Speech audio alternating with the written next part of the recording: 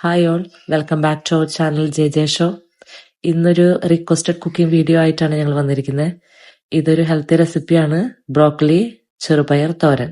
ഇത് റിക്വസ്റ്റ് ചെയ്ത മീക്യൂനിക്ക് ഒത്തിരി നന്ദി. ഇപ്പോൾ വീഡിയോയിലേക്ക് പോകാം.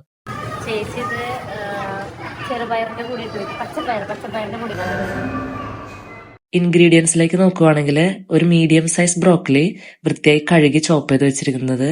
ഇത് 1 കപ്പ് ചെറുപയർ ഉപ്പിട്ട് വേവിച്ചത്, ആവശ്യത്തിന് തേങ്ങ, 1 സവാള അരിഞ്ഞത്, 2 വെളുത്തുള്ളി, 4 പച്ചമുളക്, ആവശ്യത്തിന് കറിവേപ്പില.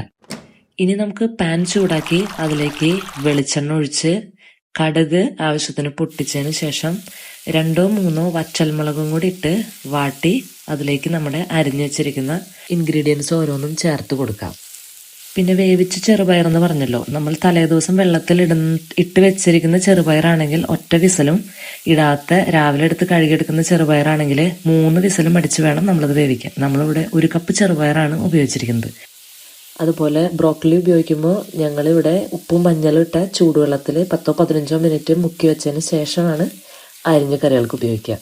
സവാളയും വെള്ളുള്ളിയും ഒന്നും ഒത്തിരി മുരിഞ്ഞ് വരണ്ട, ഒന്ന് വാടി വന്നാൽ മതി.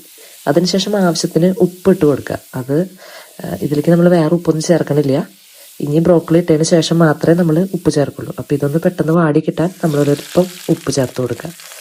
പിന്നെ പച്ചമുളക്, കറിവേപ്പിലയും ചേർത്ത് ഒന്ന് സോട്ട് ചെയ്തെടുക്കാം. ഈ ബ്രോക്കലി തോരൻ്റെ കൂടെ എന്തെങ്കിലും പുളിയുള്ള ചാറുകറികൾ നല്ല ടേസ്റ്റ് ആയിരിക്കും. ഞങ്ങളിവിടെ മോരിൻ്റെ എന്തെങ്കിലും വിഭവങ്ങളാണ് ഇതിൻ്റെ കൂടെ ഉപയോഗിക്കാറ്. ഇപ്പോൾ ഇത് ഏകദേശം ഒന്ന് സോട്ടായി കിട്ടിയിട്ടുണ്ട്. ഇനി നമുക്ക് സ്വല്പം മഞ്ഞൾപ്പൊടി ചേർത്ത് കൊടുക്കാം. ഇനി ചേർക്കാൻ പോകുന്ന സാധനത്തിന് ഞങ്ങൾ തൃശ്ശൂരുകാർ തേങ്ങ എന്ന് പറയും.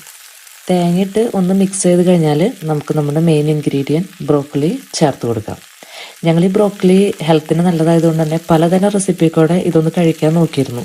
പരിപ്പിൻ്റെ കൂടെ ചാറായിട്ട് വെക്കുക, അതുപോലെ പുഴുങ്ങി കഴിക്കുക, അതൊന്നും ഞങ്ങൾക്ക് വർക്കൗട്ടായില്ല. ഓരോ നേരം കഷ്ടപ്പെട്ട് കഴിക്കുന്നുണ്ട്. പക്ഷെ ഈ ഒരു സാധനം ഞങ്ങൾക്ക് നല്ല ഇഷ്ടമായി. ബ്രോക്കലി ഇനി മിക്സിൽ കിടന്ന് വേവണം. ഒരു 5 മിനിറ്റോളം എടുക്കും അതിൻ്റെ വേവ്. അടച്ചു വെച്ച് വേവിക്കുക, ഇടയ്ക്ക് ഇളക്കി കൊടുക്കുക. ഉപ്പ് നോക്കി ഉപ്പും ചേർത്ത് കൊടുക്കാൻ മറക്കരുത് കേട്ടോ. ഇനി ഇതിലേക്ക് നമ്മുടെ വേവിച്ച് വെച്ചിരിക്കുന്ന ചെറുപയർ ചേർത്ത് ഇളക്കി ഒരു 5 മിനിറ്റും കൂടെ അടച്ചു വെച്ച് വേവിക്കുക. നമ്മുടെ ചെറുപയർ ബ്രോക്കലി തോരൻ ഇവിടെ റെഡിയാണ്. ഞങ്ങളിവിടെ ഇത് ചോറിൻ്റെ കൂടെ പിന്നെ ഒരു മോരുകറിയും കൂടി കൂട്ടിയാണ് ഇത് കഴിക്കാൻ പോകുന്നത്. നല്ലൊരു കോമ്പിനേഷനാണ്.